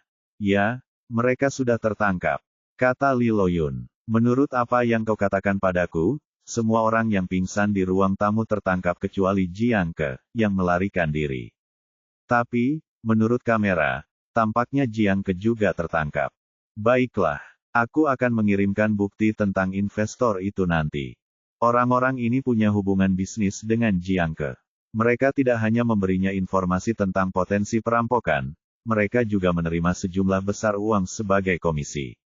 Mereka punya sindikat besar yang menangani semua jenis kegiatan kriminal lainnya, Zhao Yu memberitahunya. Yang terpenting sekarang adalah bagimu untuk menyelidiki kegiatan ilegal ini, dan membawa mereka yang terlibat ke pengadilan. Jangan biarkan satu pun dari mereka lolos, mengerti? Ya, aku mengerti, kata Li Loyun meyakinkan. Juga, tentang tempat persembunyian itu, lapangan golf. Tanya Zhao Yu. Oh, misinya berhasil. Orang-orang yang kamu sebutkan semuanya didatangkan.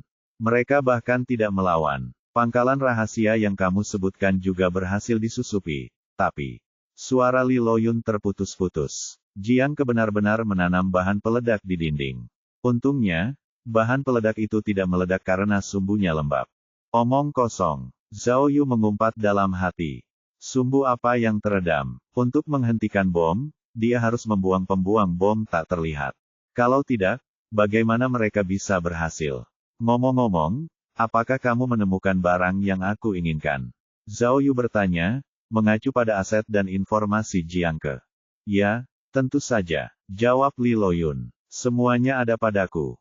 Bagus. Identifikasi barang-barangnya. Bukan hanya isinya, tetapi juga bukti apapun, seperti sidik jari atau serpihan kulit. Periksa semuanya dengan saksama. Perintah Zhao Yu. Saya akan memberi Anda cara untuk menghubungi saya lagi, tetapi sementara itu, jika ada kemajuan, jangan lupa beritahu saya sesegera mungkin. Tidak masalah. Tapi, Li Loyun terdiam. Dia jelas memiliki beberapa keraguan. Tapi apa? Tanya Zhao Yu. Yah, tentang Jiang Ke dan para investor. Aku bisa mengklaim bahwa ada mata-mata internal yang berusaha menghindari atasanku, tetapi beberapa hal harus bisa dipercaya. Inspektur Zhao, bisakah kau memberitahuku bagaimana para investor pingsan di kelab malam itu? Li Loyun berkata dengan ragu-ragu. Katakan saja Jiang Ke kentut dan mereka pingsan karenanya. Seru Zhao Yu. Ini, Li Loyun kehilangan kata-kata. Pimpinan Li, kata Zhao Yu dengan serius, Anda tidak perlu tahu detailnya, biarkan saya yang mengurus sisanya. Apakah saya perlu mengingatkan Anda lagi bahwa Anda sama sekali tidak boleh membiarkan orang lain mengetahui hal-hal yang Anda ketahui tentang saya? Apakah Anda mengerti? Ya, aku mengerti, kata Li Loyun. Jelas dari suaranya bahwa dia berkeringat karena gugup. Setelah menutup telepon, Zhao Yu menarik napas dalam-dalam. Dia hanya punya satu orang yang harus dihubungi dan itu adalah dewinya sendiri, Miao Ying. Namun setelah mengangkat telepon, dia merasa teleponnya menjadi lebih berat, seolah-olah tahu tentang badai yang akan datang. Lupakan saja. Dia harus menghadapi kenyataan pada akhirnya. Sambil menguatkan diri, Zhao Yu membuka kunci telepon dan menekan nomor telepon. Bab 1000. Pukul 15.15, pondok di pinggiran barat Gaolanqi, Provinsi Mengxiang. Pondok itu dulunya adalah ruang kelas sekolah dasar sebelum sekolah tersebut pindah ke kota, setelah itu ruang kelas tersebut diubah menjadi rumah sewa. Saat itu adalah waktu terpanas di siang hari, meskipun suhunya tetap di bawah nol. Pintu masuk pondok itu tertutup tetesan air beku. Sebuah jeep hitam, diiringi suara mesin mobil, melaju di gang sempit menuju pondok. Roda-rodanya berhenti di permukaan es. Karena beban mobil, es retak dan air keruh mulai memercik kemana-mana. Pintu pengemudi terbuka. Seperti adegan dalam film, Miao Ying melangkah keluar. Ia mengenakan jas panjang hitam dan kacamata hitam reflektif. Ia menarik napas dalam-dalam untuk menenangkan diri dari rasa gugup yang dirasakannya. Untuk memastikan, ia mengeluarkan pistolnya dan menuju ke pondok. Ruang kelas lama itu kumuh. Genteng di atapnya rusak parah dan tampak seperti bisa runtuh kapan saja. Cerobong asapnya berasap, jadi jelas ada yang menyalakan api di dalam. Tidak apa-apa, sayang, tidak ada bahaya. Masuklah. Seseorang memanggil. Mendengar suara yang dikenalnya, Miao Ying mendorong pintu hingga terbuka dan melihat Zhao Yu, yang wajahnya tertutup jelaga karena mengipasi api. Dingin sekali. Untungnya aku belajar cara menyalakan api di perapian saat aku masih muda. Kata Zhao Yu sambil melihat cerobong asap mulai berasap. Dia berbalik untuk tersenyum pada Miao Ying. Zhao Yu. Miao Ying memegang erat senjatanya dan melepaskan kacamata hitamnya. Ia merasa lega melihat Zhao Yu tidak terluka. Ah! Zhao Yu menyeka tangannya yang kotor dan melangkah maju dengan kedua lengan terbuka.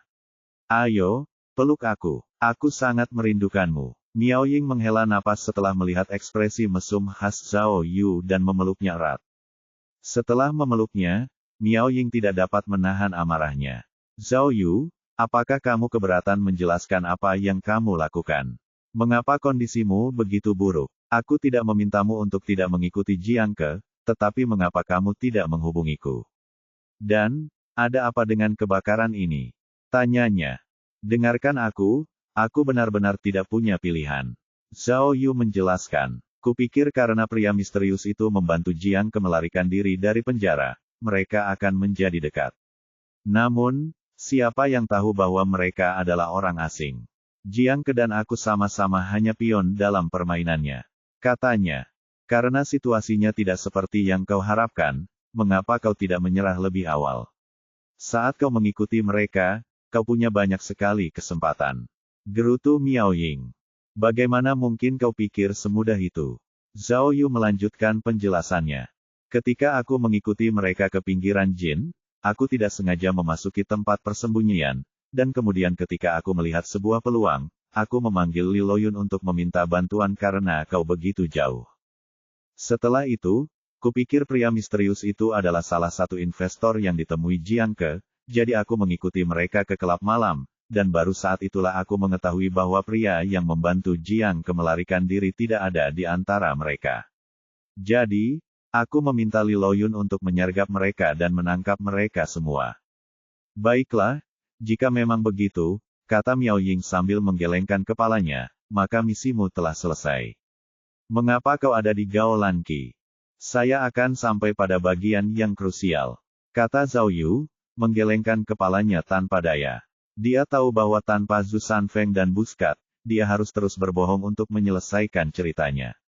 Ketika polisi menangkap Jiang Ke, saya melihat dua orang mencurigakan dengan senjata dan karena mereka muncul di area tempat Jiang Ke ditangkap, saya pikir mereka ada hubungannya atau mencoba menculiknya. Setelah itu, entah bagaimana aku bisa masuk ke mobil mereka dan mengikuti mereka sampai ke sini. Lalu, aku menemukan kebakaran, lanjutnya.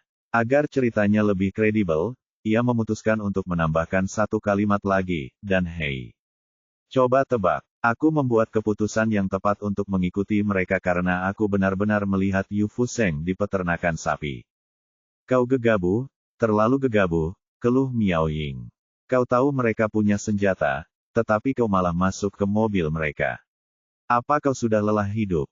Bagaimana jika mereka menangkapmu? Kalau saja kau menelepon Li Loyun, mereka pasti sudah ditangkap dan diinterogasi. Tidak, kata Zhao Yu, menepis pikiran Miao Ying dengan lambaian tangannya. Ponselku kehabisan baterai, jadi mereka pasti sudah kabur saat aku menghubungi Li Loyun. Lagi pula, pikirkanlah, bahkan jika mereka tertangkap, apakah mereka akan mengatakan yang sebenarnya? Paling-paling, kau bisa menuduh mereka membawa senjata ilegal. Zhao Yu merasa bersalah karena berbohong kepada Miao Ying, tetapi bahkan ia merasa bagian di mana ia mengubah wajahnya terlalu konyol. Tidak ada cara baginya untuk mengatakan yang sebenarnya, N.O. Vel B. Jendot C. Om. Zhao Yu, apa yang kau ingin aku katakan? Miao Ying bertanya dengan cemas. Kau bukan lagi pemuda yang mampu membuat keputusan gegabah seperti ini. Mengapa kau bersikeras menjadi pahlawan? Apakah kau tahu dampak dari kau membantu Jiang Ke melarikan diri dari penjara? Seluruh kantor investigasi kacau balau.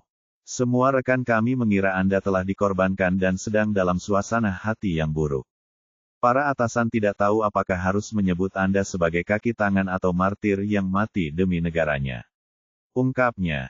Tentu saja aku tahu konsekuensi dari tindakanku. Zhao Yu berkata dengan serius. Tapi sayangku, kau pasti mengerti bagaimana perasaanku saat itu. Aku melihat seseorang mengarahkan pistol langsung ke Jiang Xiaoxing. Apa yang harus kulakukan?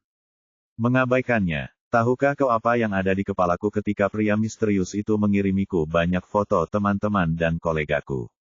Haruskah aku menjadi penyendiri untuk memecahkan kasus dan menjadi detektif? Apakah teman-teman dan kolegaku tidak lebih dari sekadar batu loncatan? Miao, jika kau jadi aku, apa yang akan kau lakukan? Jika pistol itu diarahkan padaku, keputusan apa yang akan kau buat? Zhao Yu bertanya, menggelengkan kepalanya. Zhao Yu, Miao Ying gemetar. Kau terus memintaku untuk memahamimu, tetapi pernahkah kau memikirkanku sedetik pun? Ada rekaman video di jembatan. Aku menyaksikan Jiang Ke mendorongmu ke sungai Hongming dengan mataku sendiri. Bisakah kau bayangkan bagaimana perasaanku saat menyaksikan itu? Ini, Zhao Yu terkejut. Ya, air mata mengalir dari mata Miao Ying.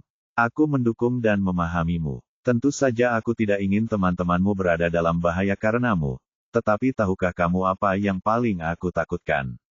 Kamu mengalami kecelakaan. Miao Ying memeluk Zhao Yu erat-erat sambil berusaha menahan air matanya.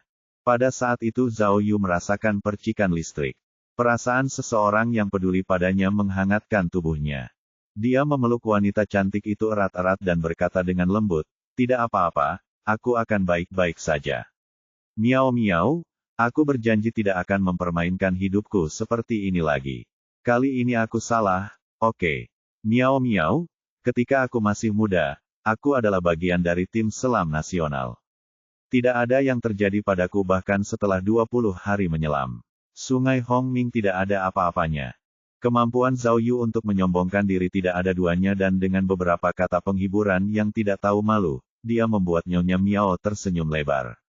Ngomong-ngomong, sekarang setelah Miao Ying berhenti menangis, Zhao Yu kembali ke topik semula. Kebakaran di gudang benar-benar tidak normal. Oh, bagaimana bisa itu tidak normal? Miao Ying bertanya sambil menyeka air matanya. Api menyebar dengan sangat cepat. Daerah itu berubah menjadi lautan api dalam sekejap mata. Api itu tampaknya memiliki kemampuan untuk membakar segalanya menjadi abu. Aku belum pernah melihat yang seperti itu. Kata Zhao Yu, mengingat api itu dengan ketakutan. Oh. Miao Ying cemberut dan bertanya dengan serius, jadi, apakah kamu berhasil memanfaatkan kesempatan untuk berlatih mata berapi? Tentang itu, Zhao Yu mengangkat alisnya, menepuk dadanya dan berkata, tidak.